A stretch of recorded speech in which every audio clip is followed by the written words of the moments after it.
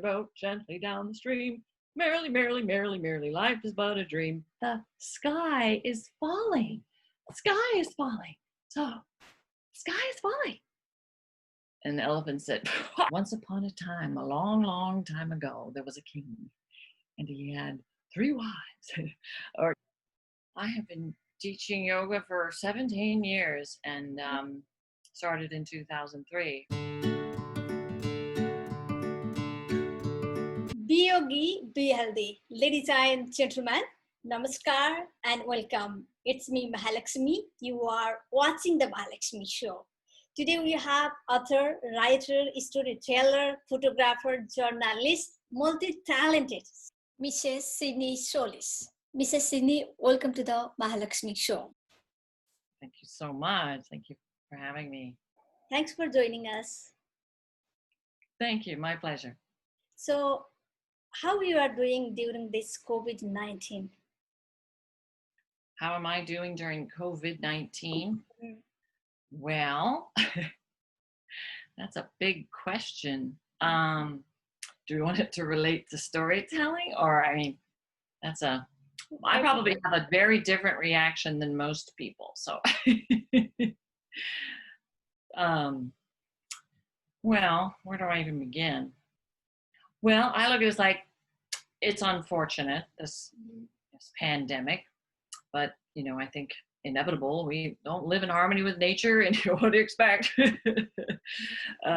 It's tragic that so many people are losing their lives, and it's causing so much, intense fear and, mental health and, exhaustion, and everything has changed.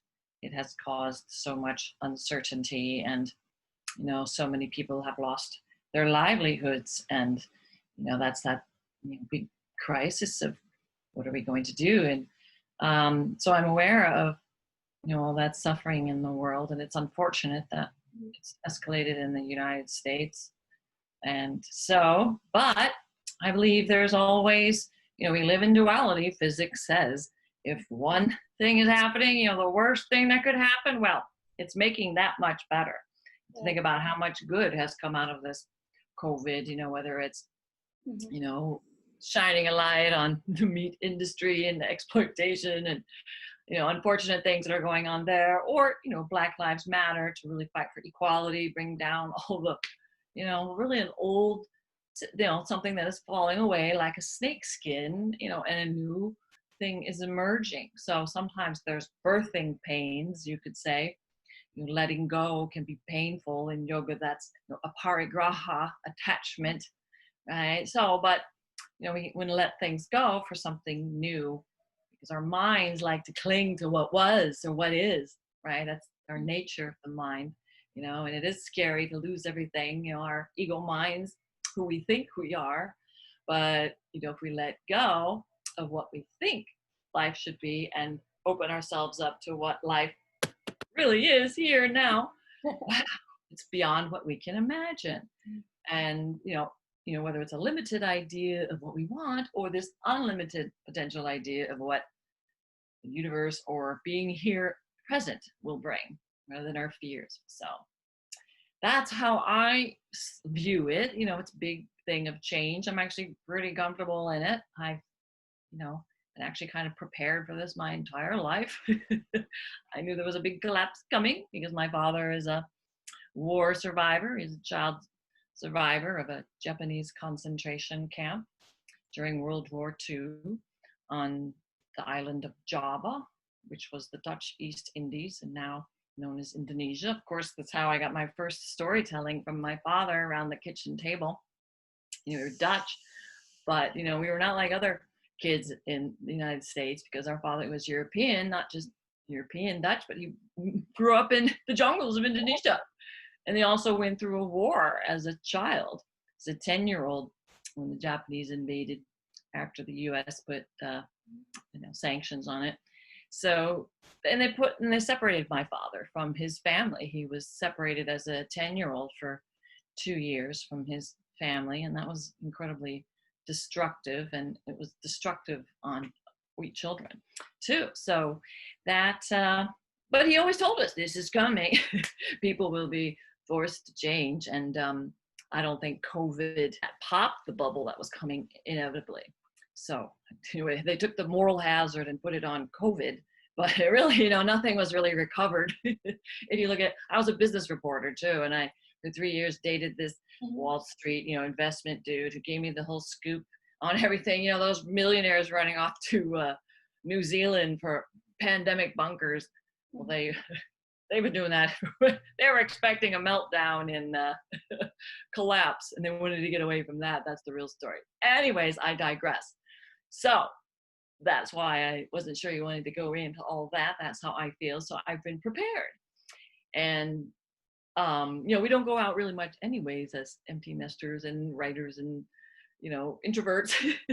And I don't want to go out, might get hit by a car or shot at the mall. Or I like staying home anyways and working on my stuff. So nothing has changed really for us. I'm concerned for our neighbors and friends, and people are really struggling. And, now I've been holding that space and looking for what, as I have transitioned back home from Japan, it was quite a reverse culture shock. And as I have regrounded and figured out what I'd like to do in terms of being of service, is naturally we go back to the stories, that a root, and oral storytelling too, just telling stories. We don't need a book. We don't need a medium coming between us. We have this direct conversation in which I can paint magically before your eyes a beautiful pink lotus rising from the waters and blooming on the surface. So we can play around with that. And that's our original virtual reality, right? And in many ways, I don't want to go back to just telling stories on the web. I'd love parents to just turn off, they get enough online, and I know parents are stressed or have to work from home, but, even just 15 minutes a day for some family time to connect, talk about emotions, and use a story to connect, to help calm fears. And it can go a long way in creating connection and calming children's fears by, talking, telling a story, even telling a story about your childhood or family history, or how you survived a difficult situation in your past, because as Joseph Campbell, the mythologist, always said, the hero has gone before us. They already did it for us. We just have to listen to the story to find out how. And we can store that resource away for, oh, I remember that, how he battled that dragon. I was tough battling that dragon, but I got smart and I got courageous and I really got cunning. And so, you can't judge what disaster is, just may be the best thing for you. How can you judge what life is? That's just thinking makes it so, to paraphrase Shakespeare. So after meeting you last year, you went to Japan, right? How was your Japanese life over there?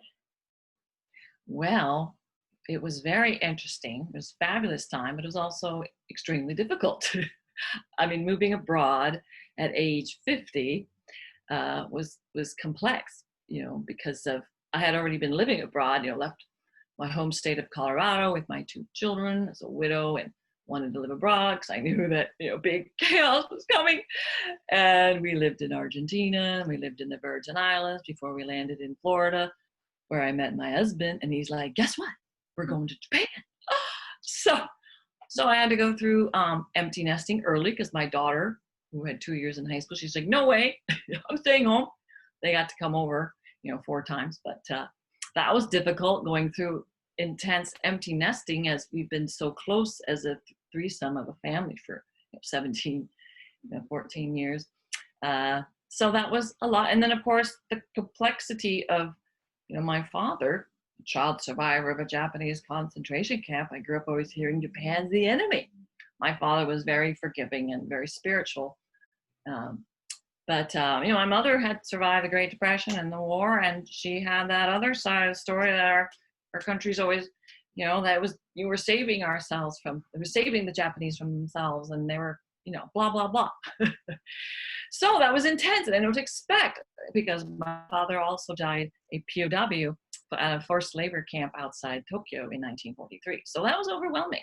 And my father died the day I moved to Japan on June 24th, 2017. So that was intense. And I left in the middle of the summer. It was very hot. And then we had to move back to Colorado, went to Colorado for, funeral, my father. And then we went back a week later, whole childhood home getting cleaned out, moved out, restored. And it was, very intense time. But the flip side of all that was that, again, all that difficulty brought all that much beauty of how beautiful Japan's traditional culture really is, how much Japanese culture is healing, because it aligns with nature and it has a living mythology that connects us to symbols in our environment that have meaning for us and help us. Whereas our symbols right now are all commodification symbols of consumption, and they're making us nuts. Society's breaking down, you could say, because those symbols aren't serving us for our deepest needs of life, death, the ambiguity of life, how do we cope? And that's what storytelling is for, and we need to go back to it, or at least just listen to it. And Japan is full of those living symbols, although, it's been, the monoculture of Western culture is, done its job over there. And so those things are becoming like cultures being sold back to people in the tourism. And that's unfortunate. Culture is something that, gives us connection to life and not alienate us and give us meaning in our lives. So if we're consuming everything, it's an alienated separation. But, we want to connect, and stories connect us. So Japan has that wonderful ability to do that, to wake you up in the now. A beautiful cup of tea made from a handmade artisan, living artisan. The elders are not displaced over there, they're revered. The machine doesn't just crank them out, see you later, artisan. There's still living artisans who make something. That object is not just another object, it has meaning and purpose. You don't really need 25 of them. The materialism in our culture is just that absence of nature, which reminds me of a story, but I'll tell you later. It's a Greek story. So I could go on and on about Japanese culture that wakes you up in the moment. The beauty, and beauty is peace. It evokes that glimpse of the ineffable that all religions are, trying to describe. Unfortunately, a lot of people say, I know what it is, and I'm going to tell you about it, and then listen here. And a lot of us will say, okay, what is it? But it's that beautiful truth that it can wake you up and have your own experience of, eternity. Because here we are in our mundane little world, and, there's a natural tendency, we want ecstasy, That's why there's a lot of addiction. We don't have that. Everybody wants to get high, get out of this profane reality that archaic man was very close to the eternal time. Mircea Eliade, the myth of the eternal return. They liked eternity. Going out here was like schizoid, So, we need those stories to bring us, back in and give us that little bit of eternity. Because if you're in thinking, you're in time and space, Joseph Campbell would say. But if you're in between your thoughts, that space, that's where you get a little bit of eternity, and you have an experience that you're getting a little bit out of profane time with just, go shopping, go punch a clock, automaton living, and find that, sacred in yourself through pitching yourself out. And that's the purpose of a myth. And if it's not helping you recreate, or help you deal with your fear of death, you maybe need another mythology. And that's what I discovered in Japan too, was I had a crisis of faith, because I did, as a yoga person, my father was very interested in Eastern cultures and religion. Of course, growing up in Indonesia, we always grew up with incense and head massages and Indonesian food. So he had a death experience in the concentration camp. So he was, it was a big story. It was our first mythology, right? Or my father telling me that there's no death. I've been there.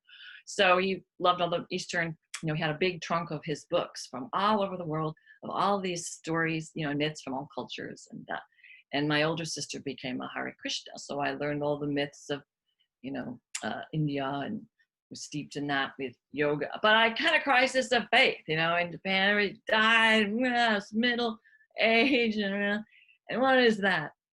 So it was the beauty, it was nature that Japan's Shinto, they are in harmony with nature and they revere nature. I was on the Kumano Kodo, the pilgrimage trail, in just among trees, and that's where really you reconnect to that beauty that's always there for us, but kind of covered up in our intense world. So that brought me back into the rhythm of nature, that it helps you to see birth, like a plant grows and peaks of the sun and solstice and passes away, but it comes back, right?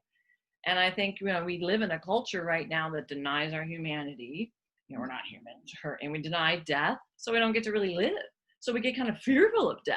We got to watch it on TV or something. And but I think in agricultural, typically societies, which tend to be matriarchal too, originally, they're in rhythm. People in Japan, they eat in season. It's exciting to see the squash or the type of fish. It's exciting, and the chestnuts in the fall and those things. Instead of everything, you go to the store, it's all the tomatoes, and it was wonderful, but at the same time, it just puts you more in connection with the seasons. And of course, the purpose of myth, again, Joseph Campbell would say that a myth puts your mind in harmony with your body, and your body in harmony with your environment. And when you do that, you're awake, and that's when things start happening. But if we're just like disembodied out there thinking, but if we're not here, we got those stories in our head. We can be victims of our stories. Don't believe don't believe everything you think. That's important. So because okay, so Japan. I think I hope you told enough about Japan. This is from Todaji Temple in Nara. It's a Kigon Sutra that in every drop of water, contains the whole universe. We're all connected. Or in Hinduism, Indra's net, or all these little jewels and connected together and reflecting each other. We see each other. And so I think, in psychology, the inferior function, eventually that, the intellect has been pressing down our feeling function for so long. And, the rational Cartesian world is like, that rock isn't human, it's a rock. So that's been suppressed feeling, and our feeling function of the psyche. And, the East have always been more into intuitive, philosophical, and they're not so worried about making guns, germs, and steel, right? So, but they're a little caught off guard by the West. And so but now, the West's kind of having some hard times. And so, got to balance it out. So really the psyche balances it out, right? Knows that something's missing. You've been suppressing this feeling side, that you can feel. And that's coming back, because if you can't feel, if you're not creating and feeling and loving and having good relationships, your life is a wasteland. It's the Fisher King myth, the Grail myth of Parsifal going to heal the Fisher King. So he was wounded in the thigh, that generative area.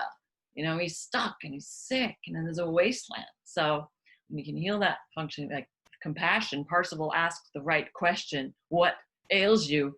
And with that connection and compassion, the king was healed and the kingdom was restored.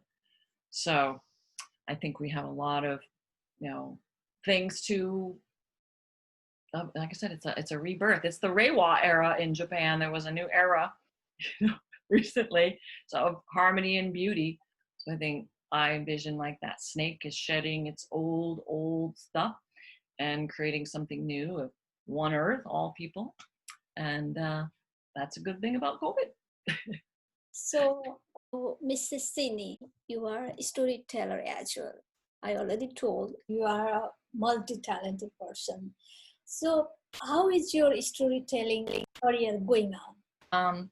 Well, I had been on this like hiatus, healing, going through a big intense stage in Japan, but also learned a great deal because the Japanese people are amazingly beautiful people. And I did a lot of reconciliation work through the POW Network Japan. Mhm. Uh, and they took me to the campsites where my grandfather Mhm. was held and died, the hospital. And other people took me to I met some hibakshas, the atomic bomb survivors. And we also had connected. And, I realized the horrors of the bomb and that, it's all war.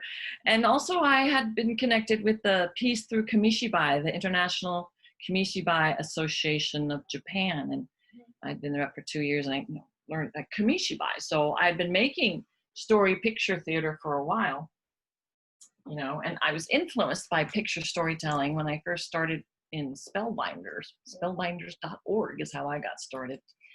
And volunteering to tell in public schools stories to children. So you tell the story by pointing at the picture. This would upside down, but okay. And just point. Okay. Is this your own picture or? Right. This is the Storytime Yoga Kids Yoga Story Kit called the Armadillo Who Wanted to Sing. Of course, I found this lovely butai. This is a stage in Japan, the Kamishibai stage, so that I tell orally, that hey diddle dill, cat in the fiddle, the cow jumped over the moon. You'll see that cow in your head and the moon in your head. Those are original pictures in your head. And that's great. And everybody's spellbound.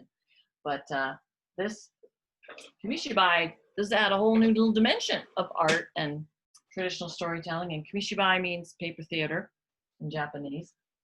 And of course, it was used for a lot of propaganda during World War II, but now they make it all beautiful for peace. It's Kamishibai for Peace is on December 7th of each year. And I participated in the first Kamishibai for Peace in Tokyo. And I told the story of Never Again and about atomic bombing and by Eiko. And then Eiko-san. And that was very intense. So every December 7th, which we know is Pearl Harbor Day, but they did choose that day because it was actually the bombing, raid on Pearl Harbor for them was December 8th because of the timeline. So if they can back up before time and make peace before it, we can all find some healing and reconciliation. So Kamishibai is now Kamishibai for Peace. And we can tell stories and you can move the pictures. This is a story from Japan. That another kid's yoga story kid. Again, I used to love Japanese mythology, Amaterasu, because they have beautiful motifs. She's hiding away in the dark, in the cave, and then she comes out and brings her sunlight out to the world. There's important little archetypical things that give us hope. And do you speak Japanese as well? はい、日本語を話します。はい。とても難しいですが、楽しいです。いい感じはいいです。I like doing the shodo. So you speak Japanese very well. Nice. Yeah, I used to speak very well, but now I forgot everything. It's been like more than 10 years, maybe I didn't do anything. Yeah. Well, wonderful. I love language, the shodo, which is Japanese calligraphy. It's very mindful and it's writing. It's a great thing to do with kids. Nobody writes by hand anymore and it's all, the machine. But there's a, hand and mind connection and it slow us down and write by the hand. So it's important for kids can make their own stories. So back to storytelling. What am I doing with storytelling? So a lot of this, and then I've come back to that in the United States after that wonderful time in Japan. Another thing I forgot to tell you was the Japanese, again, through the POW Research Network, man in Fukuyama, Hiroshima Prefecture, who was a Hibakusha. I mean, he was 80 years old. He was just a child when the bombing had hit, even though he was just outside of Hiroshima. He grew up in that aftermath. But he was so kind that locals had gotten together to erect a monument at Mukaishima POW camp, in which, Americans and British POWs were held and died. So I think that was awfully nice of them. And it's in their constitution that, no more war, Article 9. The U.S. put it there. They're been remilitarized lately. But, they teach peace in their constitution, and they would do it through, education. Education is peace. And the more people are educated, because I think the only evil in the world is ignorance. People just do not know. So we just enlightenment, right? And that's what Thomas Jefferson said, that to have a democracy, you need an enlightened people, and that's called education. So we're just telling stories again, and it was very healing on their part. It was beautiful, and sang karaoke for the first time in my life. So storytelling is your passion or profession? Well, storytelling, and art and everything I do is always a passion. Silly me thought, I'll go into business and, make a living. But, business is busyness. As far as I'm concerned, it's like a ball and chain, But so I kind of shed that whole thing and wanted to go back to the storytelling and, back to what do I really want to do. And so I have some things happening, and I do special things, and I do want to do more. I do special occasions now in coronavirus. I have some things coming up, and eventually maybe I'll get back on it. But again, I feel like, so disembodied. Online makes us kind of disembodied, because that's how I felt. You talk to 100 people, but after night. So you talk to 100 people, but you're still home alone. Yeah. That's the kind of thing. I shut this off and I'm still home alone. But you cope. But alienation and isolation are, the biggest issues of our time. And stories can connect us again, especially if we turn off the, online and start talking. And the important thing about oral storytelling is that anybody can tell a story. You don't have to be literate. Everybody can talk about their childhood, or they might know a folk tale. And oral is primary. So telling stories, if you can speak it, you can write it. And then it leads to reading. And these outcomes are especially good, oral storytelling, for disadvantaged kids or minority. Those are studies. Plus, if kids don't get a rich imagination by age 6, they don't have that ability to master symbol. If I say moon, you have an image of the moon, you have your imagination. But if they can't have this imagination in image, they have a difficulty learning. They have learning disabilities. And what is symbolic language but math, computers, music? It's very important. And I would say, as a culture, we are losing our imaginations. We are so externally focused, and we just are passive consumers of the images that are already created for us, narratives of consumption. And I think that storytelling wakes us up. Right. Okay. So once upon a time, a long, long time ago, there was a king, and he had 3 wives. But one wife was so sad, and she was banished from the kingdom. But when the king finally saw his mistake, he went looking for her, but couldn't find her anywhere. He looked everywhere. He finally found an old man and said, I've been having this dream over and over again of a tree of gold. Have you ever seen it? And the old man's like, yeah. So there's this, the listening helps provide concentration, but you start to get those images in your mind, and it starts to kind of put you in a little trance. You start to settle in and listening to those, spellbound by that. And you're also kind of making your own connections. What does this mean for me? Or I have had that. I remember mom left or mom died or whatever. So things they can relate to and, see themselves in it.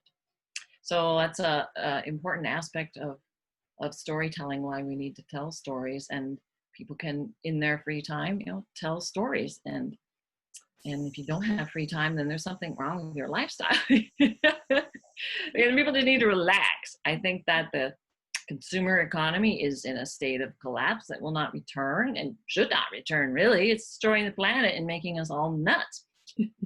What's emerging is a caring economy in which, as Riane Eisler, who is a wonderful scholar and author, caring economy, healthcare, childcare, education. Let's care for each other, bring back that feeling function that cuts masculine off from their ability to love and care. And that's why we have violence in the world. That's how you keep it violent, by denying people their caring, loving side. The myth of Venus and Mars, Mars is the god of war and Venus is the goddess of love. After they have their lovely fun, there's a little petite Moor in Mars and he's too tired to pick up a sword and go fight. So anyways, that's just a fun little thing that we can learn from, that we can all use some more caring and less consuming. So you are a storyteller. You will write a story yourself and you tell, or you will tell somebody's story, or? Well, I always use folk tales most of the time, because there are a cultural, and you can learn geography and so much about other cultures, and they have wonderful wisdom for all of us, and we see our commonality. But I look for very many versions of folk tales. I like to do research. I'm a bookworm, and that's interesting, or this one, that left it out. I'm gonna weave that into my story. So there's a little process of researching and letting those symbols and images play on me, and then I create my own original telling of a folk tale. You can't copyright a folk tale unless it's verbatim your writing. So, but you can't just pick up Eric Carle's Hungry Caterpillar and start, at least for profit, if you're selling your kids yoga teaching or whatever, it's that would be copyright violation. You have to get approval, or just ask them. You just write them away and say, can I use that story? No, but it's funner to make up your own. And I do write some stories. I perform my poetry now, and I did create a few original stories with mythic yoga, which is the grown-up version for us to, in this era of individuation, and the myths aren't really, symbols aren't working for us, and things are changing too fast. We just have to create our own, what is our myth? And Carl Jung, the psychologist, he didn't know, and he went out to find it. So the Oracle of Delphi said, know thyself. If you don't know yourself, and looking at those stories, what are you doing in your life? What is repeating, and becoming aware of it? Because that's svadhyaya, self-reflection, the ability to self-reflect and see yourself. And oh, wow, that's like the essence of consciousness itself. Because if we're not our mind, right? If we're not our thoughts, if we can observe our thoughts, who is that observing our thoughts? I know that I'm thinking, but then you could even say, I know that I know I'm thinking. Who is that knower watching that I know?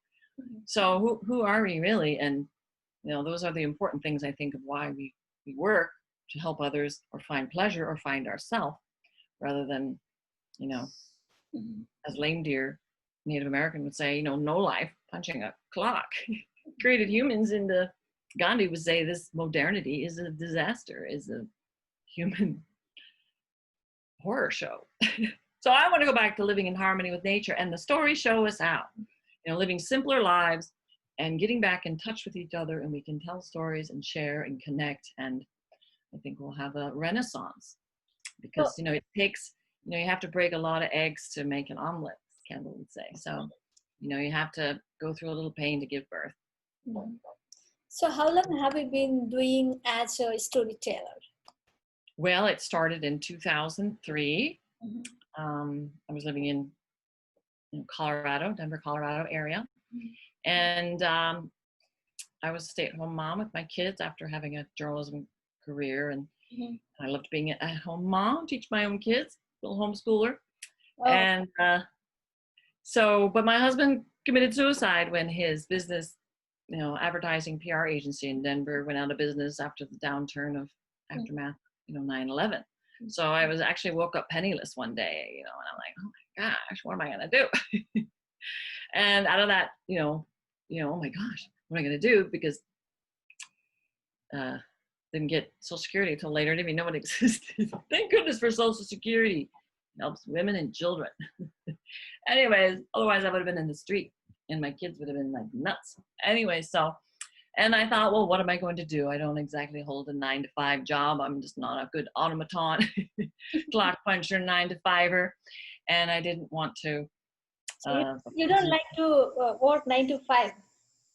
Well, not for in an office, You want to be your own boss, right? Well, I just say that I just don't think, well, as Leif Deer would say, that no human should do that kind of work in the first place.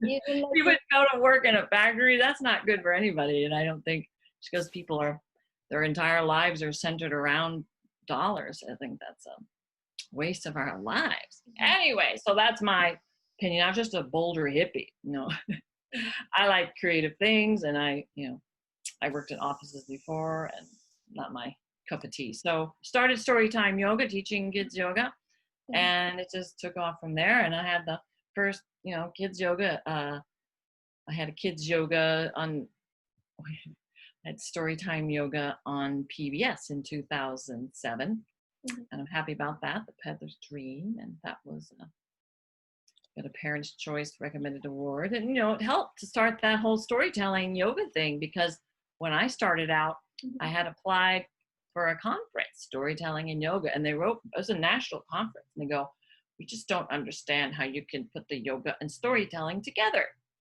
So it took a long learning curve, and slowly picked up. And mythic yoga was even harder. So, and then when I moved to Florida, I went to this library and I said, oh, I can do Storytime Yoga, story and yoga. And they go, oh, we don't put the yoga and stories together. Yeah. About 3 years later, I was putting on trainings in that library for the state, librarians. So things just take a little, because I started doing online classes in 2013. And but I'm glad, things are picking up momentum, and people are, storytelling is coming up, because the soul speaks in an image. Psyche means soul in Greek. So we need those images. We need to hear those stories again. We need to hear our family tell stories, and we need to hear the stories of other cultures. Interesting thing, when I started the e-course in 2006, I thought I would get Americans. Well, they were from Indonesia, Egypt, and I thought, wow, they were probably like 5-to-1 of Americans, or maybe more like 9-to-1 enrollees. And I realized, because they still have folklore, they have a living mythology that sustains them. Americans, have their wonderful culture, but I think they lack that ability to, have a connecting story that they can. Where people can read and watch your story.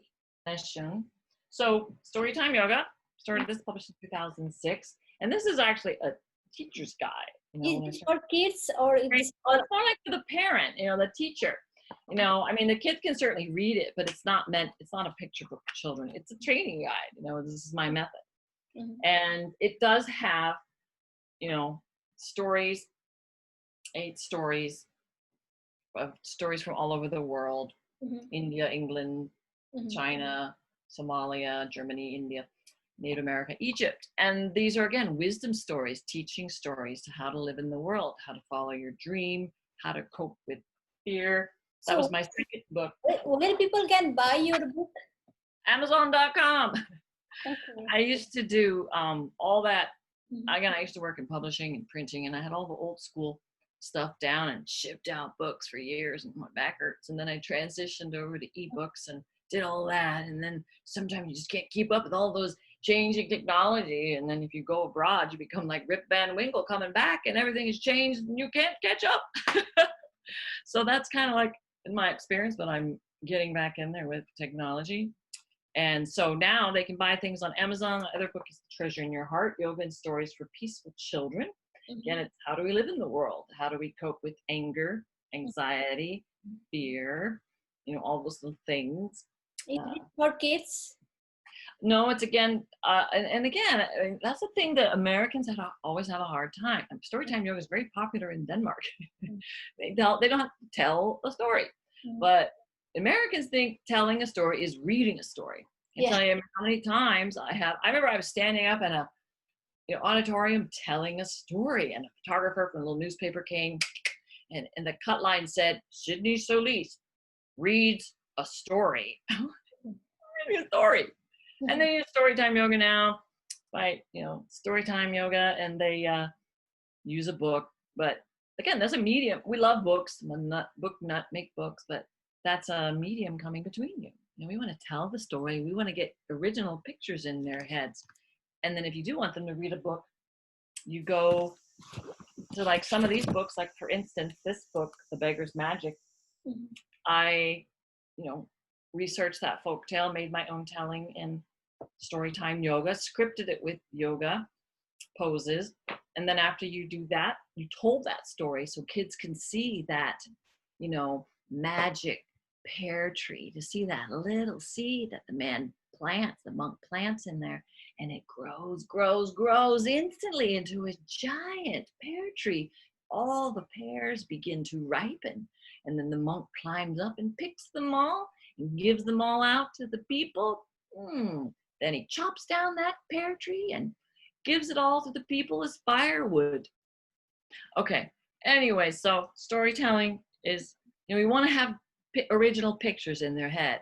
A blooming tree with pears, and that's the powerful imagery, and that's the point.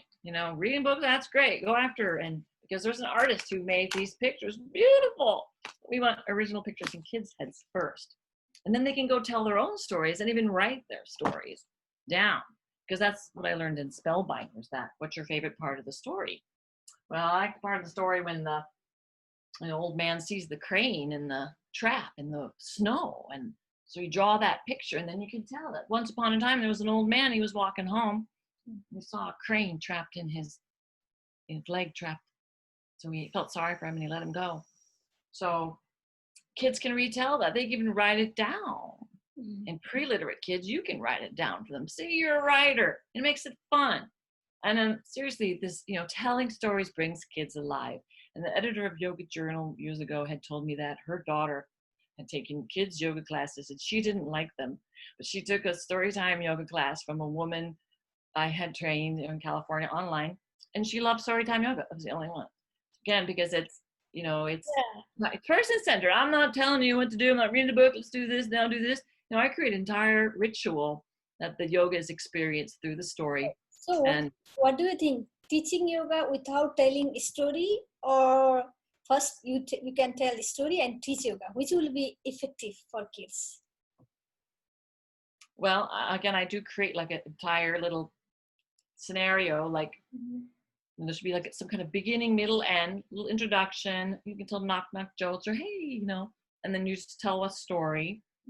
And then you kind of have a little closure, or tell them, you can draw a picture. You can make it short. It can be 15 minutes, half hour max for young kids. And but you can draw things out for older kids that you have more of an introduction, because I typically use puppets and things for kids, because they can make stories depending on your time and age. And then we do a little warm up, and then we tell the story in its entirety. Because that's, again, we want listening, concentration, because the mind tricks the body into syncing through those, syncing with the body with those images. Hold still. What ADHD kid? They have to sit still. They don't have to look at your book you're holding. Look at this picture, Billy, in the back. Sit down, Billy. Well, you want to make him sit down? Tell him a story. I can, anyways, I suggest, and it doesn't even matter. I do like now story siestas, I call them, and just tell a story. Get them to relax, tell them a story, and that's yoga, because it's yoga is more than hatha yoga, which everybody associates now. And, there's Raja Yoga. That's what I grew up with, more the philosophical aspect of yoga, which these books, the yamas and niyamas. And that's the yoga of listening to the story, the images. That's you. You're connected to the images. Your fingers pointing at the moon. Here you go. Look at the moon. Don't get stuck on that image, but it's going to help you. It's the bridge. And it's the link to our unconscious that we're just drowning without. We're so disconnected from ourselves. And those images are the little path back to our own self. So it's urgent. It's urgent that we tell stories. And again, are we humans or are we machines? Because robots, they don't have hearts, and they're not creating images, because images create metaphor. And that's that symbolic mind that we've been suppressing for millenniums. It's back. Is it kind of challenge to tell a story and teach yoga for kids? Well, yeah, absolutely. First of all, I'm actually, even though I seem like a big extrovert, I'm actually a very introverted person. I'm very shy. I grew up very, shy, withdrawn, and just read books all day. And I didn't even speak till I was 4 years old. And I would mumble for a long time. So it was difficult for me to come out at first to speak. And I always had horrible fright, stage fright. Storytelling was easier because you don't have to remember the lines. You just tell based on an image. But I was terrified of those second graders. But that was the first time, but you just keep telling stories, and it becomes effortless. And I have had difficult situations, out of control kids, in a auditorium that you're the special guest at a tough school or something, and the kids are running around pell-mell, and I'm serious, the teachers are like this, doing nothing. And what am I gonna do? So I just stood there for a while and breathed, and then I saw these kids. They were sitting in the front and they were listening. And I thought, okay, I'm gonna tell to them. Everybody else is gonna run around, do whatever they want. And I told to those children who were sitting and listening, and that was it. So, I think challenges can arise in the moment. We can just see, can we act in the moment? And that's why stories are so effective. And you're like, oh, what did this person do? Oh, I heard that story before. I think I can try this, or we have everything we need within the moment to rise to any challenge. So that can be difficult. And another thing too is, again, how people don't understand oral storytelling. It's reading a book, and it's just tell a story all the time. Let me tell you a story. I'm gonna tell you, like, my grandmother came from Czechoslovakia, Austro-Hungarian Empire, and she married my grandfather, who was one of 9 sons in the Tikachek family. And my great grandmother would marry her sons off to the cooks in the house, because as she said, if you are a good enough cook and servant for me in my house, you can good enough for my sons. So my great grandfather was actually a senator, self-made man, immigrant from Czech Republic or Austro-Hungarian Empire, and he was a senator in St. Missouri, and he just word got out that he was prosperous, and you could be a Tikachek bride and cook and clean for your man, and people from all over the world. This is the 1910. Were calling to get married to. And my grandmother got married to my grandfather. So she's kind of mail order bride, you could say. But anyway, so stories like that, you can just tell stories, and kids love it. And you can make up stories, and they will remember those stories more, because that can plant happy childhood memories. And that's what we want to cultivate. The yucky stuff, difficult stuff, that's going to happen, because that's life, right? We don't want to get away from it. We can manage it with stories and coping skills and yoga. But, we're going to keep on the bright side and keep chugging along and learn from those stories too. So you are yoga instructor as well, and storyteller as well. So which one you will choose? If we give okay, you need to choose one career, which one you would like to be?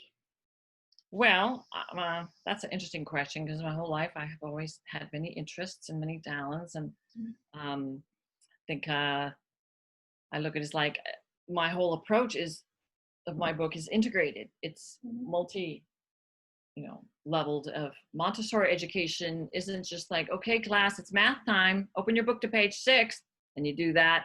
Go to your next class, shut your book. Okay, class, time for English. Open your book. What are we doing now? Okay, close that book. This is like we tell a story. They're getting geography, and they're getting culture, and they're getting hearing, language. They can do art. Mm-hmm. They can, let's see, they have so many other things that they do. You have to do math. You can teach math. You can throw in a little song. Once upon a time, you get music. You can integrate things, because that's how the Howard Gardner's multiple intelligence is. Not everybody learns like not everybody can take that test to say, be really creative people. They're so creative that they just can't be bothered with that busyness.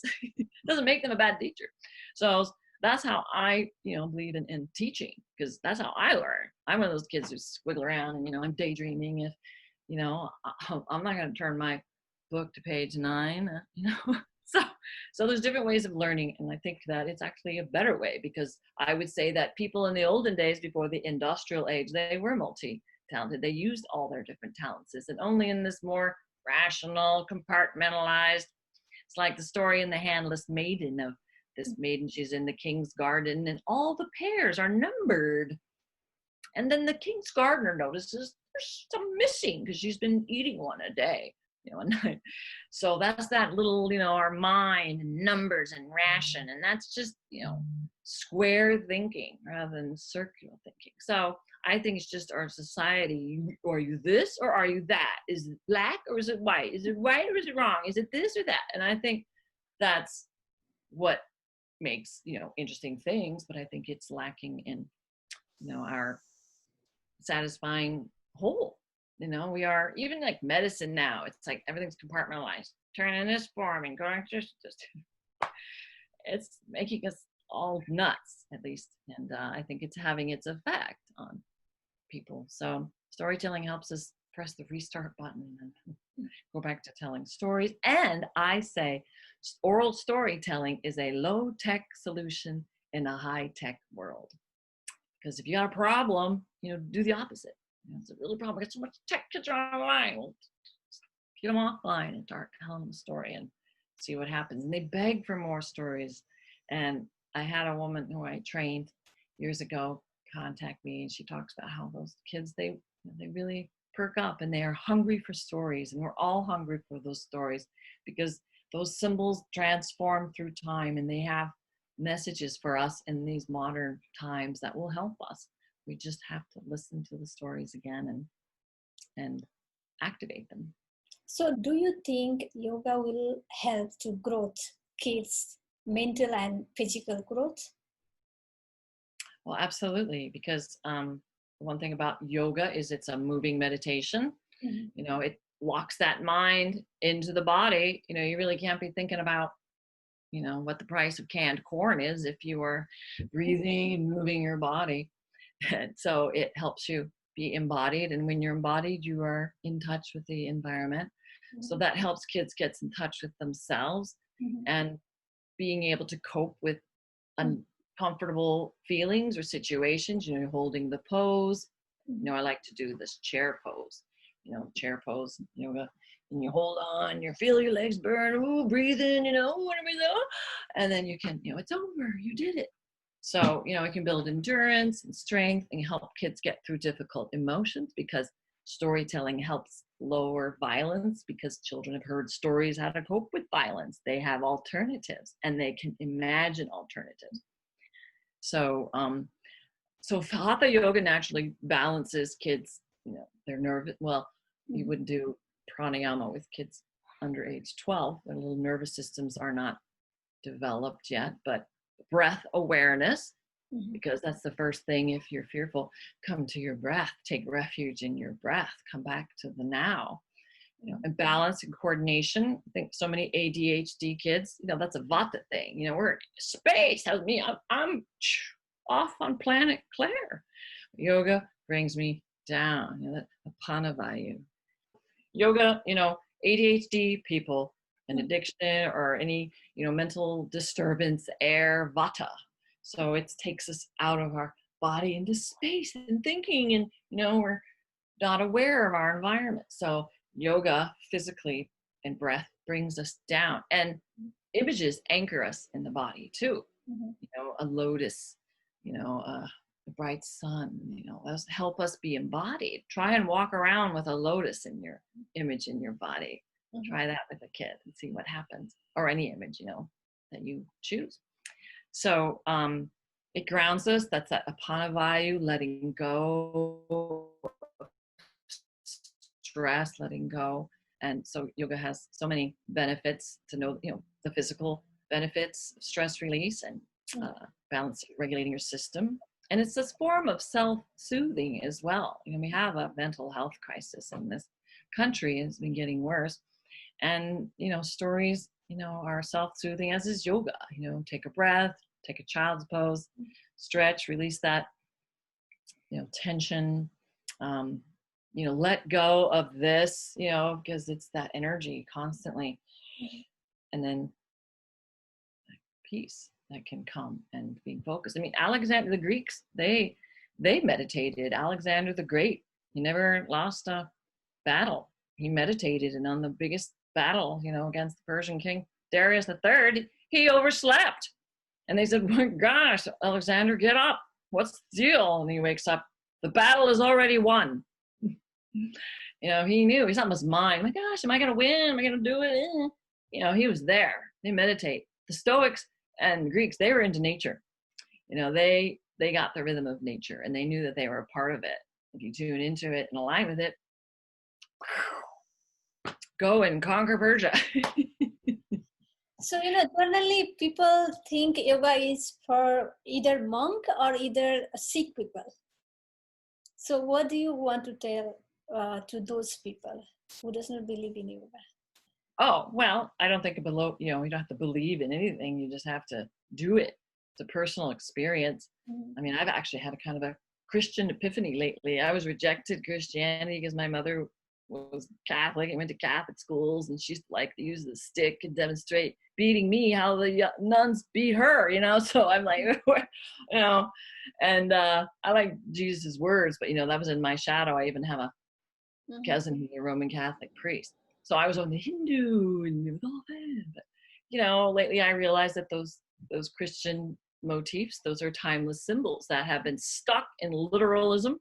You know, I don't know if it's working for other people. You know, I don't know if there are people very peaceful or happy these days. So, you know, I'm kind of stuck 2,000 years ago, literal. So, but those symbols have so much for us. So it doesn't matter if you're a Hindu, a Buddhist, a Muslim, you know, native person, you know, the point is to connect to yourself. That's union, you know, and maybe your Christian symbols guide you, but it's not out there, you know, it's in here in your heart. And even Christ teaches that, you know, there's just be still and know that I am God. Or camel's gonna get through a needle faster than a rich man to heaven. All these distractions keep you away from, you know, the spirit. Go out in nature, roam around there like the Yamabushi and Shugendo, you know, Kukai, all the Buddhists, the monks in Japan.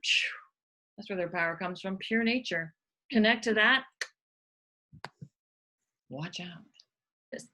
You just practice. Tell a story. You can tell a story, a Christian story. You can tell a Buddhist story. You can tell a Jack story. Once upon a time, there was a man named Jack at a beanstalk. You know, those are great. And that's connection. And, you know, because it is a personal thing about, you know, how the ineffable, you know, metaphors for the eternal. Just because something works for you doesn't mean it works for me. It's a very personal thing that we're all looking for, and I think we will find. And I believe that's when we come back together to tell the stories. We realize there's only one story in the world. It's humanity, and you know, and we'll get there. How people can connect to you? Storytimeyoga.com. I'm there. That's my main website, and I do have a Facebook account, Storytime Yoga for Kids. I've been posting some videos from about 10 years ago of some inspiring multi-faith stories. Some from the Jewish tradition, a Christian one I'm trying to post, if I can update the darn thumbnail. Tech is a little problem, involuntary Luddite I am. But, and you know, I have a YouTube channel, again, I started out doing things and technology kept changing, but I have stories on there you can watch and listen. And again, you can just listen to a story. Don't even watch it. Just close your eyes, listen to that YouTube, and then listen to those images and keep those images. What happened in the beginning, and then what happened next, and then this happened, and then this happened, and this happened. And finally, you can just tell that story to your kid tonight. So it's really easy, and it really will change. It's finding your voice. Your voice is unique. It's connecting, communicating. Kids can't. People don't know how to communicate except this way. I mean, kids are literally growing horns on the back of their skull to balance it out. People don't believe in evolution. Just look at their kids' back of their neck. Because they're looking down like this, and they're relating through that, and they're multitasking. And now we have virtual reality that's projecting us out into another dimension of bodiless. So in this era of coronavirus, yes, we have to get online, but there's still ways to connect to others, your children, and just start talking. And even if you're alone, talk to your own stories. What are your stories? What are your favorite stories? What stories did you grow up with? Or what story is that constantly going on in my mind that's constantly, what is that? That's mother. Get rid of that story, right? It's the Greek chorus in our subconscious. We're trying to go for it, and we're like, didn't know that was affecting you. So getting conscious of your stories, is a powerful yoga, svadhyaya, and that leads to your liberation. And because Carl Jung, yoga is just peeling the layers away, all that complexes we're born into, and there's still your essence of yourself, the original sun, right? We have Raja Yoga. I'm more of a Raja Yoga teacher. I love Hatha too, but the sun, the mind, and its problems can temporarily cloud our sun, but that cloud, underlying, there's still the sun there. Then we let the cloud in time will move away, and we're still our peaceful self. Easier said than done, but hey, that's a tool we get to use because it's practice. Generally parents, they tell, if I take kids in yoga class, maybe kids feel bored. So I don't want to take my kids in yoga class. So do you think, is there any special method to teach yoga to kids? What age are you teaching? Preschool. Yeah, preschool kids. How they can teach, how they can convince to kids about yoga? Well, here's this. Start out just with a bang. I mean, I have this whole ritual, again, that I create kid through. I create a space. I'm not just like, like Yoga Sutra 1.1. Now begins yoga. You bring out a puppet, it's story time yoga. We have sacred space, yoga space, outside space, no longer. You're here. So, I typically, if the kids know you already, they trust you, you want to build trust, the puppet's helpful, but you can launch into a story. Once upon a time, there was an elephant, and the elephant was just lumbering through the jungle when it came upon a little bird lying on the ground on its back with its little legs sticking out straight up to the sky. Elephant thought, what a strange thing. Hey, little bird, what are you doing down there on your back with your legs just sticking up to the sky? And the little bird said, oh, well, I heard that the sky is falling. The sky is falling. So, the sky is falling. Oh, little bird, as if you, a little bird, could do anything to stop the sky from falling. What could you do? Well, I don't know, but I'm ready to do my part. So, simple little story. You can go tell your kids tomorrow, how can we do our part in the world? We can, work on ourselves. So there's another story that the gods gave us, made us on earth, and they looked at us, and after a while they observed things, and they said, hey, we have a gift for you. Here's a little bag of things you did really well, and here's a bag of things you didn't do so well. You might want to work on these. So the people looked at those bags, and they thought, Oh, I don't want to work on these. They put in a little bag and then, they put it on a stick and they threw it behind them. And everybody's walking around with their little bags. But, oh, I see your bag. Look at your phone. Look at that. Look what you're doing. But they're like, oh, they're not looking at their stuff. So that's toward, they can, what are you doing your part? And be the change you want to see in the world.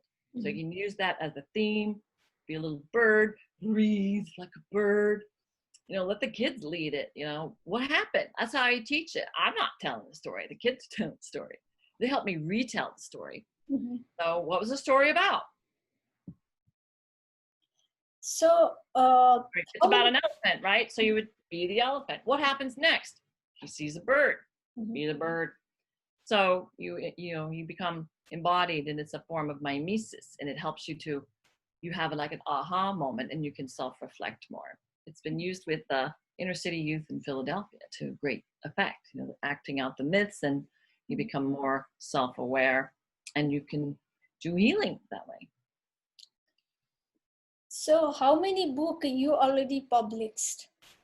Okay, well, physical books I have 2. I have, Storytime Yoga, teaching yoga to children through story.